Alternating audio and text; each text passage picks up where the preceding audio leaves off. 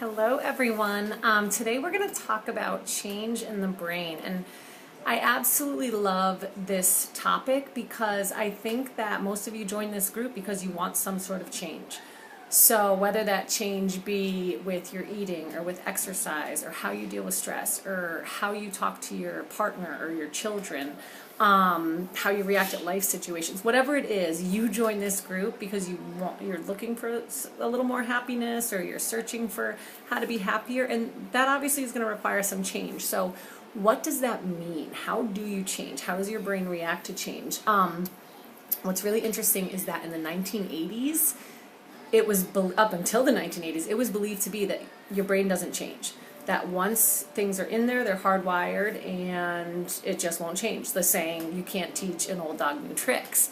But then what happened in the 1980s is that they found out they were wrong, and that the brain is actually neuroplasticity, or I think that's the concept that they came up with, and there's all these smart terms around it that I'm not going to use. But basically what you can do is you can train new neural pathways in your brain, and it can change. And it can change your actions, and it can change your thoughts. But now, why isn't it easy? The reason it's not easy is because your brain is made to be efficient. It is made to use the least energy as possible. So what happens is, once you develop habits, your brain likes habits because your brain is used to doing those things. So it wants to use the least energy possible, okay? Once your brain starts repeating something and repeating something and repeating something, it starts to memorize it, and then it's automatic. It's like, think about when you're brushing your teeth. You're not thinking like, oh, this is how I brush my teeth, this is how I have to do it. Or even when you're driving a car, right? When you first got your license when you were 16, you were thinking about how to hold the steering wheel. You were watching the lines on the side of the road, the brake and the gas. You might have confused the two or had to really think about where everything was. But then you repeated it, and you repeated it, and you repeated it. Now people drive around and they're not even thinking about driving. They're not thinking about one thing. They're not thinking about the lanes on the road. It's automatic. And why that happened was because you repeated the action so many times in your brain became efficient at it. Okay, so I hope that concept makes sense. And what that means is, and this is a part of your brain called the basal ganglia, and that's where all these habits are stored.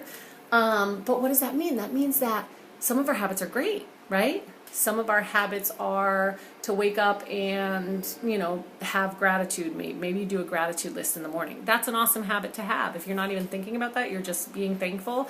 Or maybe your habit is to exercise every single day. It's just automatic for you. Maybe your habit is to always eat well. Maybe your habit is to speak kindly or not react angrily to people that, piss you off. That's great. But a lot of us don't have great habits all the time. A lot of us have bad habits, like biting our nails or drinking or, reacting in anger, or maybe we don't eat healthy.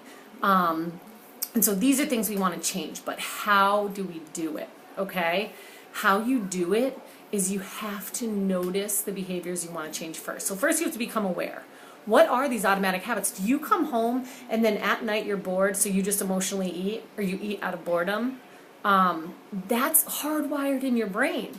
So that doesn't mean there's anything wrong with you, okay? Even if you're trying to stop and then you fail and you say, oh, I'm gonna eat healthier, I'm not gonna munch on those chips tonight. And then you do, it doesn't mean bad things about you. It means your brain's doing exactly what it's supposed to do. Your brain has been trained, and it wants to be efficient, and it wants to do the automatic things that it's been trained to do and that it's used to do. So it's gonna do that. But the way that you change it is you start to practice it. Okay, so you start to practice it in your mind beforehand. And I know that sounds crazy, but basically it's a concept of visualization. You're not going to be powerful enough in the moment to make that decision because you can't overpower your brain. Your brain's going to be like, nope, autopilot, here I go. I'm going for the chips. So what you need to do is beforehand, before you get home that night, you have to decide in your brain, I'm not going to do that. I'm not going to do it, I'm not going to do it, I'm not going to do it. You have to start training that pathway in your brain and visualizing it. And then when you get home, you don't do it. And you practice that behavior over and over and over again. And guess what? At some point, it's going to happen. And at some point, it's going to be automatic for you to not emotionally eat after dinner, or to not emotionally eat because you're bored, or to not yell at your kids, or to not grab that drink. But you have to visualize it beforehand and really, really set up those pathways in your brain so it's easier. Think about when you say you ever moved your home, right? So when you're driving home from work every day or driving home from school or whatever it is that you do on a daily basis, you don't have to think about what turns to take, right? You don't have to think about where you're going. But then all of a sudden one day you have an appointment and you automatically drive home, right? It's because your brain was just trained. It just has those pathways set in there. So you have to consciously think, no, I'm going here today. I'm going here. I'm not going home. It's also similar where, what if you ever moved houses? I know one time when I moved, I was driving home from work one day, and it was like after a couple weeks, and I was in the new house, and I drove to my old house. And I was there, and I was sitting there, and I was like, oh my God, this is not where I live anymore. And I had to laugh to myself because it was automatic. But then you know what happened? Every day I drove home to the new house. I drove home to the new house. I drove home to the new house. Now I don't even have to think about it. Now it is automatic because I set up those pathways in my brain. Okay? Now I know that this may seem complicated, and it is complicated.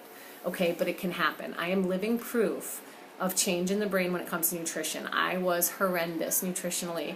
Whenever I went out to restaurants, I would reward myself with appetizers and the most unhealthy meal and dessert, and I've stopped that.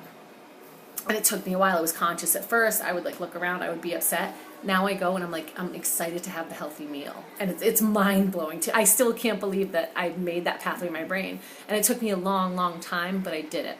Okay?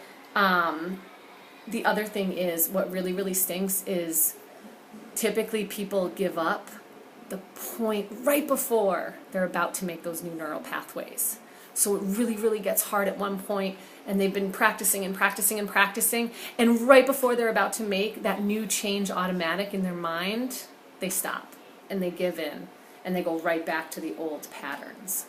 So don't do that, okay? So I heard all this in a podcast by the Life Coach School, and then in addition, there was a book called The 12-Week Year, and in that book it talked about the emotional cycle of change. And there were 5 stages, which I found really, really interesting. And it played off this podcast, so I thought, like, okay, there's definitely something to this. It all makes sense, and it all goes together. And in this book, the 5 stages of change, where the first stage was uninformed optimism, right? Like, someone has a goal to get a new job or change their life in some sort of way, and they are optimistic. They're like, woo, it's going to be great. I'm going to do this. I'm going to feel better. I'm going to be a rock star. You know, my life's going to change. And then all of a sudden the second stage hits, and that's informed pessimism. Why is that informed pessimism? Because now they realize it takes hard work. Now they realize that, you know, they have to learn all these new skills. Now they realize that maybe it's not as easy as they thought. So now they're becoming pessimistic about this change. Then what happens is the valley of despair. And that is when they haven't yet seen results, or they haven't yet been rewarded for the change, and it's just hard work. And that's the point where people quit. That's the point where those pathways in our mind are not set up, right?